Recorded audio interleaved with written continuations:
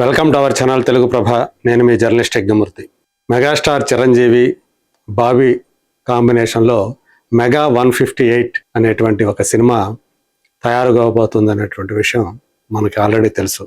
So Vishwambhara అనేటువంటి cinema ఆయన 157th మూవీగా ఈ సమ్మర్లో రాబోతున్నట్లుగా సమాచారం అందుతూ ఉంది.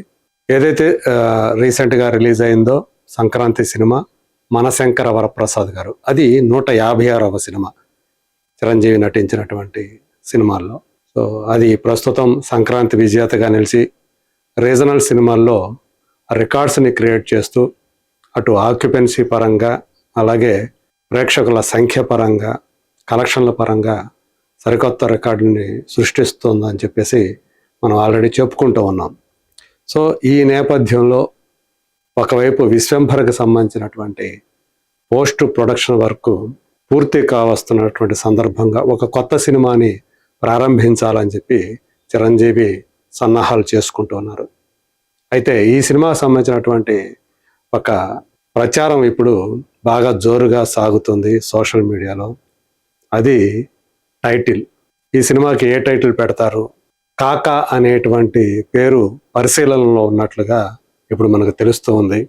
అంటే చిరంజీవి కాకాగా మారబోతున్నారు అని చెప్పేసి.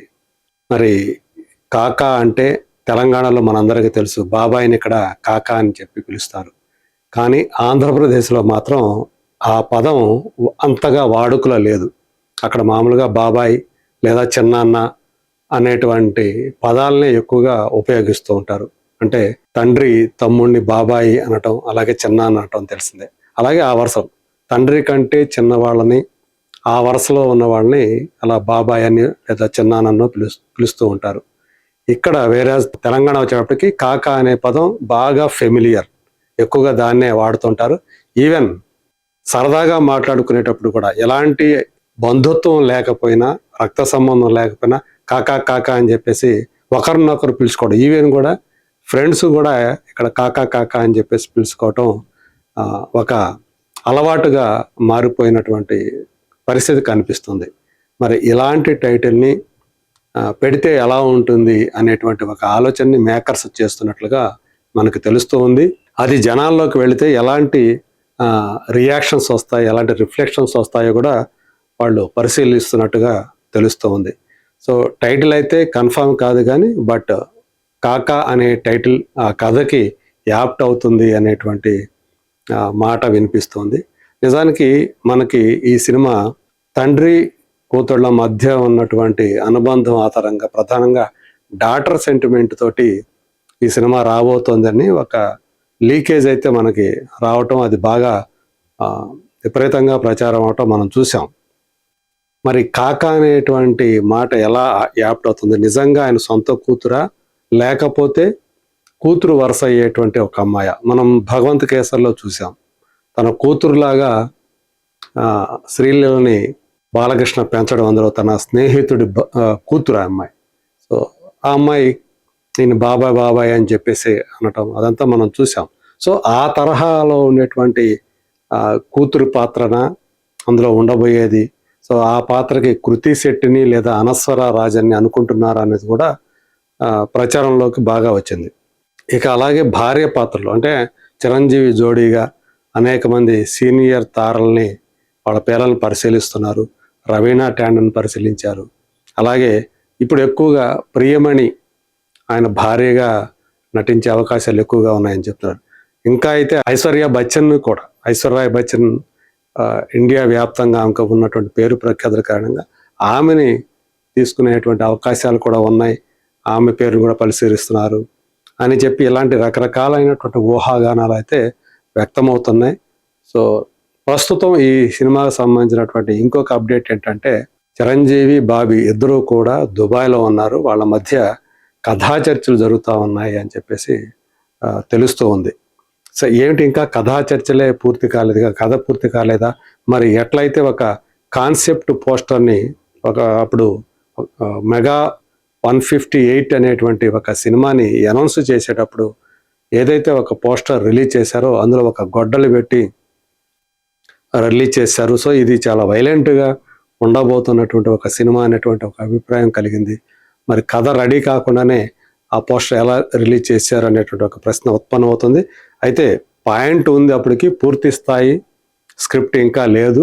సో దాని గురించినటువంటి ఎలా తీసుకెళ్ళాలి ఏంటి, ఫస్ట్ హాఫ్ ఎలా ఉండాలి, సెకండ్ హాఫ్ ఎలా ఉండాలి అనే దాని మధ్య ఆ విషయం గురించే ఇప్పుడు ప్రస్తుతం దుబాయ్లో ఆ చర్చలు జరుగుతూ ఉన్నాయి. అవన్నీ కొలిక్కి వచ్చిన తర్వాత వీలైనంత త్వరగా సెట్స్ మీదకి ఈ సినిమాని తీసుకువెళ్ళాలి అని చెప్పేసి మేకర్స్ అయితే సన్నాహాలు చేస్తున్నారు. దీన్ని కేవీఎన్ ప్రొడక్షన్స్ వాళ్ళు ప్రొడ్యూస్ చేయబోతున్నారు. తెలుగులో వాళ్ళకి ఇదే మొదటి సినిమా కాబోతా ఉంది. జననాయకన్ అనేటువంటి సినిమాని దళపతి విజయ్తో వాళ్ళు ప్రొడ్యూస్ చేశారు. ఆ సినిమా ప్రస్తుతం కోర్టు అవాంతరాల్ని, న్యాయపరమైనటువంటి అవాంతరాన్ని ఎదుర్కోవటం మనం చూస్తూ ఉన్నాం. చెప్పాలంటే అది సెన్సార్ సమస్యల్ని ఎదుర్కొంటుందని చెప్పాలి. సో అది ఎప్పుడు విడుదలవుతుంది ఏంటి అనేది ఆ కోర్టు తీర్పు మీద ఆధారపడింది. హీరింగ్ అయితే అయిపోయింది, కేవలం తీర్పును మాత్రం రిజర్వ్ చేశారు. సో త్వరలోనే అది కూడా రాబోతుంది.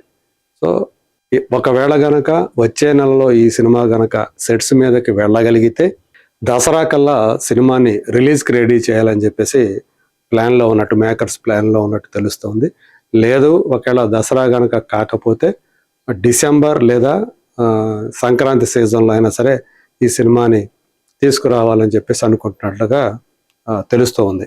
సో మరి ఇది ప్రస్తుతానికి ఈ సినిమా సంబంధించి మెగా 158కి సంబంధించినటువంటి సమాచారం, మనకు తెలుస్తూ ఉన్నటువంటి సమాచారం.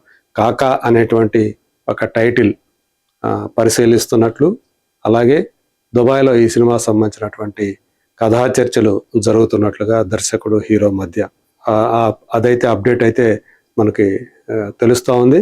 మరి క్యాస్టింగ్ విషయం మాత్రమే ఇంకా పూర్తి స్థాయిలో ఫైనలైజ్ కాలేదు అనేది మాత్రం కూడా తెలుస్తుంది. పేర్లు మాత్రం తెలుస్తుంది. అలాగే మలయాళ సూపర్ స్టార్ మోహన్ లాల్ ఈ సినిమాలో ఒక స్పెషల్ రోల్ని చేయబోతున్నట్లుగా మనకు సమాచారం అందుతుంది. ఇదివరకు మాట్లాడుకున్నాం, ఏదైతే మనశంకర వరప్రసాద్ గారిలో వెంకటేష్ ఒక స్పెషల్ రోల్లో మెరిశారో, చిరంజీవి వెంకటేష్ మధ్య కెమిస్ట్రీ ఎలా వర్కౌట్ అయిందో అదే తరహాలో మోహన్ లాల్ ఈ సినిమాలో ఒక స్పెషల్ రోల్ చేయబోతున్నారు. అది నిజంగానే స్పెషల్గా ఉండబోతోంది అని తెలుస్తోంది. ఇదివరకు చిరంజీవి బాబీ కాంబినేషన్లో వచ్చినటువంటి super hit cinema Waltair Veerayya, అందులో రవితేజ స్పెషల్ రోల్ చేసిన సంగతి తెలుసు మనకి. చిరంజీవి తమ్ముడుగా ఆ సినిమాలో రవితేజ కనిపిస్తారు, పోలీస్ ఇన్స్పెక్టర్గా. సో అది సినిమా హైలైట్స్లో, అలాగే సినిమా ప్లస్ పాయింట్స్లో ఒకటిగా రవితేజ క్యారెక్టర్, ఆయన పర్ఫార్మెన్స్ కూడా నిలిచాయి. సో అదే తరహాలో మెగా 158 ఇందులో మోహన్ లాల్ క్యారెక్టర్ ఒక స్పెషల్గా ఉండబోతోంది. చాలా బలమైనటువంటి ఇంపాక్ట్ అది కలిగించబోతోంది అని చెప్పి చెప్తున్నారు. మరి చూద్దాం, త్వరలోనే ఈ సినిమాకి సంబంధించినటువంటి నిజంగా కాకా అనేది నిజంగా పెడతారా లేదా అనేది, అలాగే ఎప్పుడు ఈ సినిమా సెట్స్ మీద వెళ్ళబోతోంది అనే విషయం కూడా అతి త్వరలోనే మనం మాట్లాడుకుందాం. అంతవరకు let us wait and see.